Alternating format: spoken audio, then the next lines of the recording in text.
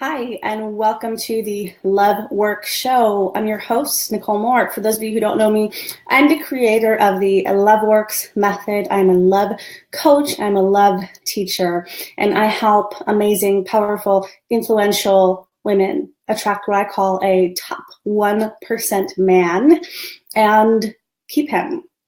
Today's Love Work Show is about celebrity love. So recently in the news, there have been two examples of celebrities finding amazing men, being with amazing men, that I want to share with you to show you what we can learn from them. And hi, everyone that's showing up live. As you show up, let me know your name. Let me know you're here. Give me a comment. Give me hearts. I love all of that stuff. Good morning, good evening, wherever you are in the world. So we're going to be talking about examples of celebrity love from two women, Meghan Markle, who recently got engaged to Prince Harry, and JLo, who's been in a relationship with A-Rod for, I believe, a little over a year now, somewhere along that time frame.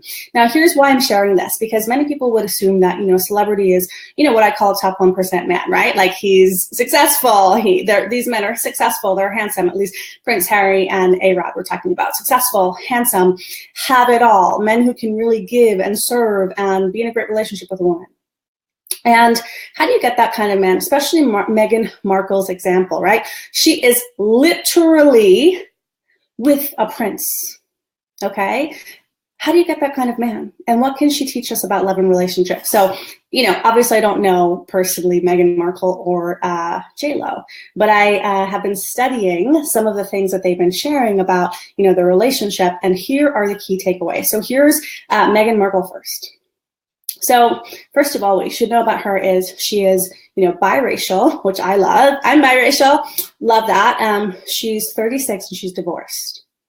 Now, if any of you have watched shows, like I know I was watching The Crown, which is a show on Netflix, and it's obviously in the past, it's not happening today, but the sister to the queen couldn't even get married to the love of her life because he was divorced. Like, so the royal lineage in England is not really friendly to divorced people. But here she is divorced and she's going to marry the prince. She is older than him, right? So why am I sharing these details? Because most women have a cap on what they believe is possible. Clearly, Meghan Markle does not have a cap on what she believes is possible because she manifested in a literal prince. And so, as I said, I've been studying these two women. And when you study people who are successful in love or any area, you see Tony Robbins says success leaves clues, and they do leave clues. So number one way to get that kind of man is dream big and know your power. So I saw on Facebook, somebody posted a speech from Meghan Markle where she was talking about how she first kind of learned to have an impact as a woman. And she was saying how, I think she was around 11 years old at the time, she saw an advertisement on TV. And it was for some cleaning company. And it said, it was kind of trying to insinuate that a woman's place is in the kitchen. And she had an experience with, kids around that. And she was really hurt. And she didn't just sit there and be a victim. She actually thought, I'm going to write to the most powerful people. I think her dad helped her get that idea. But she wrote letters to Hillary Clinton and the most powerful women in the world at that time. She wrote letters to them to try and help them change the commercial. And they actually ended up changing the commercial to not be so like, women are meant to be in the kitchen. I think they changed it to like people. So why am I sharing this? Because at 11 years old, Meghan Markle believed that if she had a big desire, like getting a huge company to change their advertisement, she could have an effect. And again, success leaves clues, right? So what is that telling you? She was having a success conscious mindset even then. Because if you want to manifest a really, really, really high level man, one of the things you have to know is that your desires and your intentions and your thoughts and your beliefs actually have power. Like the thing that separates the woman who gets the high level man from the woman who doesn't, one of the things is not being in a victim consciousness. In other words, being in a creator consciousness. So a creator understands, I am in control of my reality. My desires are there for a reason, and I am in control of manifesting them. That's very different than if she would have watched the commercial. She would have felt disempowered. She would have started to build a story of, maybe I'm not meant to be powerful. Maybe women's place is in the kitchen, right? She didn't let that event negatively shape her. She used that negative stimulus to really become a powerful little girl and see that she could write a letter to Hillary Clinton, and Hillary Clinton could actually write a letter back to her, and the commercial could get changed. So that level of consciousness is an attractive space to manifest a top 1% man, because a top 1% man is a creator. He's not someone living by default, right? So like, for example, A-Rod is not living by default, right? He's creating many, many, many, many things in his life. So that's number one lesson we can learn from Meghan Markle. If you want to attract in a really high level man, where is your thinking? Because if it isn't victim is, I do not control my reality. Things happen to me. I can't get what I want. There's something wrong with me that means I can't get what I want. That's the victim consciousness, right? Victim consciousness is, this bad thing happened to me in the past, and so in the present or in the future, I can't get what I want. Victim consciousness is, above all else, a feeling that you are not in control of what's happening in your life. And Meghan Markle clearly did not have that feeling. She's also a very successful actress, right? On the show Suits and other things, of course, right? Like, there are millions of people who want to be an actress. How does someone get to that position? It has to do with their mindset. So another thing that I saw Meghan Markle posted, this was, somebody posted a picture of her and they attributed a quote to her, and I'm paraphrasing it, but she said, you know what? Thoughts really do become things. And it's kind of crazy how that permeates into everything. So what she was saying was, she watches her thoughts. She understands that her thoughts are powerful, and she works on having a positive mindset.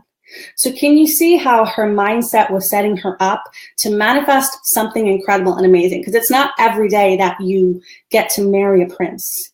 And the thing is, it's like, things like that can happen, right? Like, you absolutely can marry a prince. There's more princes out there, by the way, if anybody is inspired by her example. But it doesn't just happen to anyone. Great love, fairy tale love, that kind of love that you look at and you're like, wow, how does she have that? That's not random. It is absolutely created by how a woman thinks and behaves, and how she feels, and how she manages her thoughts. So big takeaways from Meghan Markle: dreaming big, believing, and understanding the power of positive thinking, and not being a victim mindset. And then there's another thing that she shared that is absolutely a key to success. And so this is another, I'm paraphrasing a quote from her, but she said, you know, people were asking her if she's going to be sad if she has to leave, you know, the show Suits now to go to England and live with the prince and all of that. And she said, no, like, I've had a really good run. I think she's been on the show for 7 seasons. She said, I've had a really good run, but now it's time for me and Harry to operate as a team. And I loved that, because what she's basically saying is, I've really, really, really, really, really enjoyed my life up to this point. I've made it good. I mean, most people would love to be, you know, a famous actress and all of that. Or not most people, but at least having the perks of that lifestyle, right? I wouldn't want to be an actress, but I'd love the celebrity perks, you know? So she's loved her life up until that point. So she's in a position where she can move into a partnership and it doesn't feel like she's sacrificing anything. This is something that I have on my website on loveworksmethod.com. If you go to my website, it says, you know, love who you are, and then there's an arrow. Love your life, and then there's an arrow. Experience deep love. And I put that on my website because I believe that is so true. When you love who you are, which an aspect of that is understanding you're a creator. Absolutely perfectly. Sherelle's saying this is perfect for my journal entry today. Love it. Feels like you're addressing exactly what I need. Amazing. Love being part of your manifestation, Sherelle, for sure. So part of loving yourself is understanding your power to create, right? So when you love yourself, and then the next piece is love your life. What does that mean? It doesn't mean you go in this place of like, I don't need a man, because honestly, the truth is every woman in her heart would love to have an amazing man by her side. So we don't need to argue that point, whether you need a man or not. Just accept. You can be very independent and very powerful, but your life would ultimately be the highest expression if you have an amazing man by your side that treats you really well. But she's gotten to the place in her life where she can move into a partnership and actually give something up that's been pretty amazing, but because she can see the vision of where she's going as a team with him. So it's not this feeling of, oh my God, I'm leaving my life. And so many women that I talk to, they are afraid to merge into a partnership with a man because they believe that to do so would be giving something up. I'm afraid to lose my free time. I'm afraid to lose my independence, or I'm afraid that I'm not going to be able to work on my business because I work really hard on my business when I'm single, but then when I'm with a man, I just cuddle with him and I can't get my act together, right? So many women they say they want love, but they actually look at merging with a partnership as I'm going to lose something valuable. And that creates such an energetic block because you're saying, I want it, but I want it, but I want it, but. And you don't realize how powerful the but is, that it actually blocks something out. So what she's saying is, I love what I've created thus far. I've had an amazing run. And I'm ready to operate with him as a team. And I'm sure they're going to go do amazing things for the world and all of that, right? So, but that's also very different from, I was waiting for the prince to save me. She wasn't in that energy either, right? It was this, I love my life, I'm proud of what I've created, and I can see the bigger vision that I'm stepping into in partnership. And I understand that in a partnership, I'm going to get more of what I want. So I'm happy to move into the next chapter. So we can learn a lot from Meghan Markle's example, and I just love that she is, I love that she's biracial. I love that she's divorced. I love that she's older than him, because I think it really opens up your mind to see that if she could do this, if she could manifest being with a prince, you can manifest being with the love of your life, right?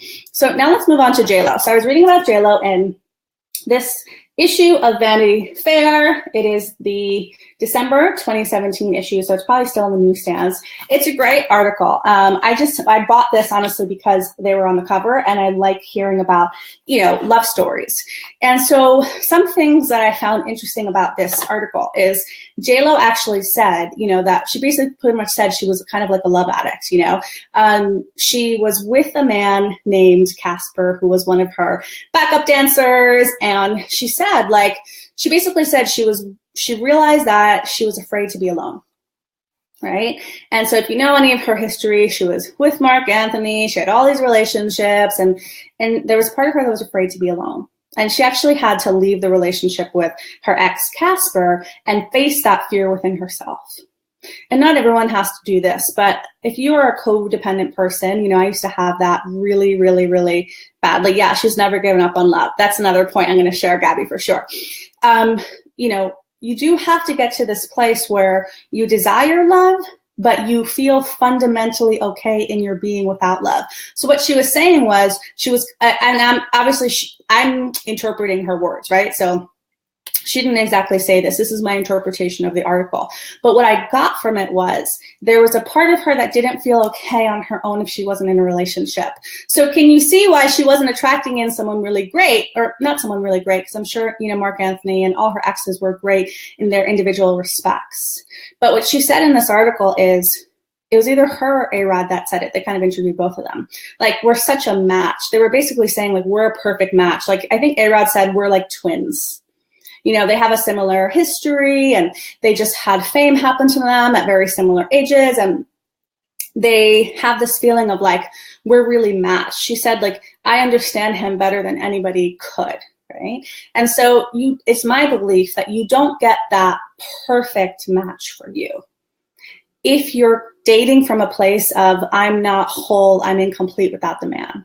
So she actually had to leave that relationship. And then what I love that they said in this article is, they met 12 years prior at a baseball game.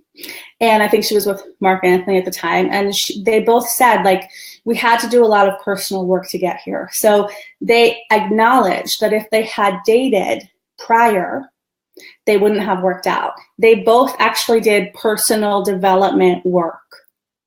And I love that they're actually calling this out, because it is true. You don't get that high level love unless you have actually done the personal development work. So I want you to check in with yourself, because there can be a wishing and a hoping for love, and that's different from I am consciously developing myself into the version of myself that would have the best success with my man. So if JLo had met A-Rod 12 years ago and dated, she probably wouldn't have had success with him. But she had to develop herself into the woman who could have a successful relationship with him. Now, obviously, we don't know. They haven't been dating forever, but from the article, it's clear that they feel like they have this affinity for each other and this kind of perfect match quality. So often I hear women complain like, why do I have to do this work? Or, not my clients, because my clients obviously, they work with me. They understand the value of doing this work. But even sometimes there can be this energy of like, why do I have to do this work? But it's mostly not my clients. It's mostly women who are in my community who, when presented with the opportunity to join a personal development program that will help them get there, one of the excuses that they use to not step into it is, well, like other people find love easily, so why should I have to work on myself? And there can be this feeling that like the working on yourself to get there is almost like a punishment, or there's something wrong with you. And it's absolutely not the case. The truth is, the more you develop yourself into a person who has emotional fitness, meaning you're not going to become crazy triggered in relationship and, say mean things or do crazy things, right? The more you're emotionally fit, the more you are whole within yourself. So you deeply desire a partner, but it's not coming from this place of wounded need. The more you heal your heart, like Gabby was saying, JLo never gave up on love. She's been through heartbreak, but she kept going. It would be very easy, like to say, I was even watching a Lady Gaga documentary. This is another celebrity thing. I was watching a Lady Gaga documentary, and it's called 5'2". And there was a moment where she was talking to her producer, and she was like, I think she had just broken up with her fiance, and she's like, who's gonna want me, basically. She basically was saying like her home is so huge and impressive, and she was feeling that. She said, when I hit it big in this area, I lost this guy. When I did the movie, I lost this guy. And she named 3 examples where she grew in her success and then she lost the guy. And then she was having the mindset of, how am I going to find a guy? And the reason I'm sharing this is because she has limiting beliefs too, right? Like Lady Gaga has limiting beliefs about love. I hope she clears them, and I hope she doesn't have them anymore. But at least I could see from the documentary at the time it was filmed, she had limiting beliefs. She had a story that my success is going to keep me away from the love that I really want. And why I'm sharing that is because it would be very easy for JLo to make up a story of, like, I'm too successful, I'm too powerful, so I can't find a man, or I failed in the past, so I can't find a man, right? Like she could have made up those stories too, but something inside of her chose to believe in love again. And we've all got to do that. We've all got to open up our hearts again and believe. And so again, so much of this comes down to mindset. Are you in a victim consciousness around your love life? Because most of us have been heartbroken. Most of us have been heartbroken. Even if your heartbreak is, I've never dated. I have some clients who really haven't dated that much, and that's its own kind of heartbreak, right? Every single one of us has been heartbroken. But what makes somebody say, you know what, I'm going to go for it anyway, and somebody completely shut down? It's that vision. You have to believe in your love vision more than anything else. And when you actually believe in it, you're going to take action forward. You're not going to be stuck.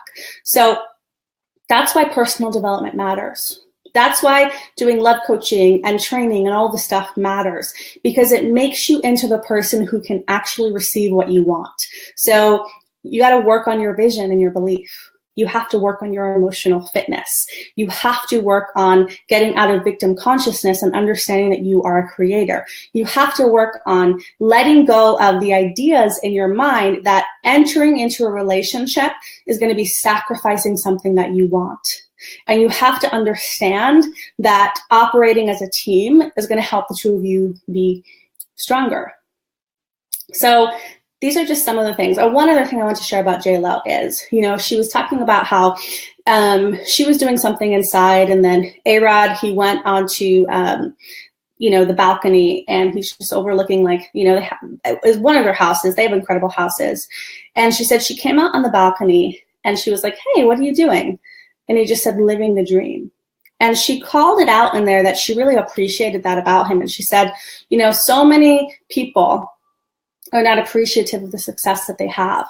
And he's very appreciative. And what I appreciated was that she was appreciating that about him. She was appreciating what seems like a little aspect of who he is, but she was appreciating the fact that he can appreciate. And that's a big key in relationship. You have to find the little things to appreciate about the partner that you're with. They're actually the little things that make up who they are, that they often don't get appreciated for, but you see the value in them. So, as you can see, success in relationship isn't random, and it's not a fluke, and it's not for the lucky ones.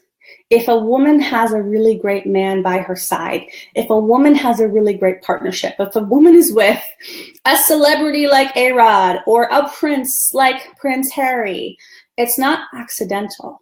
It's because of who she's being, and more than that, it's because of who she's made herself into.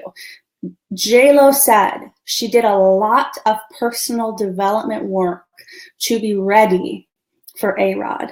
Meghan Markle said, thoughts become things. She's working on her positive mindset, right? So I want you to start thinking about it in this way. Not that your vision isn't possible, not that your love vision isn't possible, because it is. But the real question is, what is the work to do within myself? Not because something's wrong with me, but because I have a big vision. And it's possible that the way that I'm being now, the patterns that I have now, the lack of emotional fitness, or the lack of belief, or the lack of self-confidence, all the things that are not the truth of who you are. Because the truth is, you're amazing, you're brilliant, you're beautiful, you're worthy, right? But feel all those things, right? Lack of belief, lack of confidence, lack of being feminine, lack of being a creator, whatever your things are. It's possible that if you could let those go, and if you could be that version of yourself that is actually a match for the right man, then you find him. And then it's not about, my vision is so big and I don't know how to get there. It's very practical. My vision is really big, and here's the work to take to get there. So I invite you to personally develop yourself in order to attract the love that you want, because great love is not accidental. I know it for certain because I did a lot of work in my love life in order to be able to manifest a really amazing man. I did many, many, many years of that, and now I teach that work to women over the course of a year in a program called Get and Keep Your Man. So I want to see if I have any questions. In the meantime, I want you to comment on this video. I want you to share the video if you like the video, and I'm going to be posting a link to a webinar on Get and Keep Your Man, so you can watch that if you're interested in learning what is the real personal development work you need to do to manifest what I call a top 1% man. So does anybody have any questions? Christina's saying great topic. Yeah. Do you guys like me sharing about celebrity love?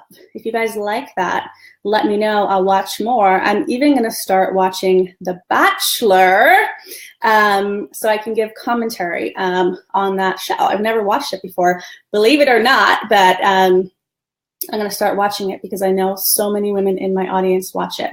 Okay, doesn't look like we have any questions. Shame about who? What's that question? What do you mean, love? Shame about who? I'm not sure what you're talking about. But yeah, it doesn't look like we have any questions. So Sherelle's saying love it. So we're going to end this love work show here. And I really invite you to challenge yourself to think about what is your big vision? What is it that you really want? Could you manifest something amazing, like your version of a celebrity or a prince? Oh, I shared. Awesome. Thanks, love. Could you manifest that version of your love? The truth is you could. And then the next question is, okay, what personal development do I need to take to get there? Because these women like JLo and Meghan Markle, they actually did the work to get there. And now you see them and it looks like they have this amazing love that they just manifested in. But all they did was very smartly take the work to be able to receive it. And the same is possible for you. All right, love, sending you lots of love. And I will see you next week for another episode of the Love Work Show.